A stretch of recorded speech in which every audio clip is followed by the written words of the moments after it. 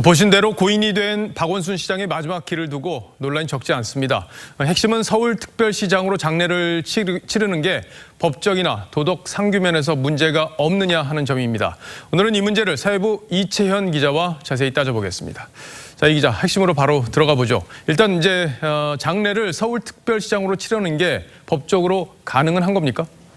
법 규정이 없어서 위반 여부는 일단 판단하기 어렵습니다.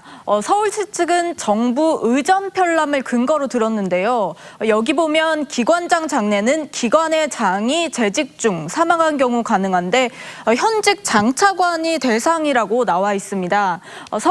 서울시는 서울시장이 장관급 공무원이어서 기관장으로 결정했다고 했습니다. 그러니까 서울시장이 장관급인 건 맞는데 이 중앙정부의 규정을 지방정부에도 적용할 수 있느냐, 여기서 이제 논란이 생길 수 있을 텐데 이 장관급 공무원이면 해당 기관장으로 다 치를 수가 있는 겁니까?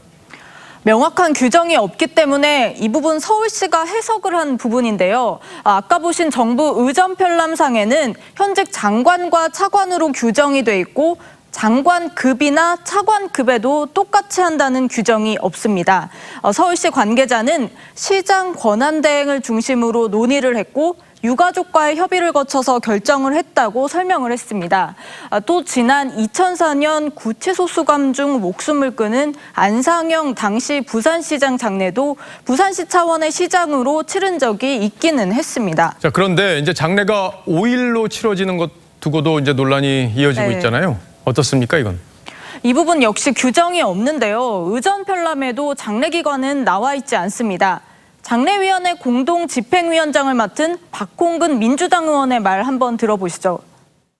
시신이 밤늦게 발견돼 하루가 이미 지났다는 점, 해외에 체류 중인 친가족의 귀국에 실이 소요돼서 부득이 입관 시기를 감안해 상주 역할을 해야 하는 아들이 입국을 해야 하기 때문에 5일장으로 치르게 됐다는 설명입니다. 하지만 3일에서 5일로 장례 기간이 길어지면서 서울시가 부담할 장례 비용은 늘어날 수밖에 없는 겁니다. 서울시가 부담한다는 게 결국엔 이제 국민 예산이기 때문에 논란이 커지고 있는 것 같은데, 이제 전 비서가 성추행 피해 사실을 고소한 다음 날 이제 박 시장이 극단적 선택을 했기 때문에 지금 논란이 더 커지고 있는 거잖아요. 네, 성추행 혐의가 수사를 통해 확인된 게 아니라 고소만 이루어진 상태였기 때문에 이 부분에 대해서 시시비비를 따지기는 지금 어렵습니다. 고소된 사실만으로 고인을 비난하는 일은 신중해야 한다, 이런 지적들도 나옵니다. 하지만 성추행 고소가 이루어진 다음 날 박 시장이 극단적 선택을 했기 때문에 서울특별시장으로 치르는 건 2차 가해 아니냐, 이런 지적도 나오고 있습니다.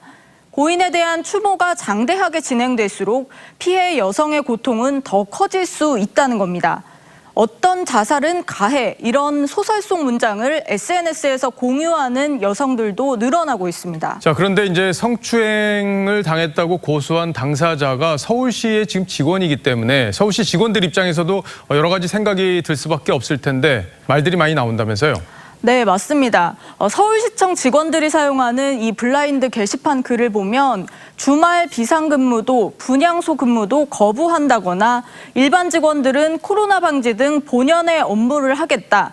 또 이 상황이 불쾌하게 느껴지는 직원도 많다는 등의 다양한 의견들이 올라왔습니다. 일각에서는 고인의 유서 취지를 살펴 가족장으로 진행했다면 문제가 없었을 것이다, 이런 지적이 나오고 있습니다. 아무래도 전례가 이제 많지 않은 일이다 보니까 논란이 커지고 있는 듯합니다. 자, 이채영 기자 잘 들었습니다.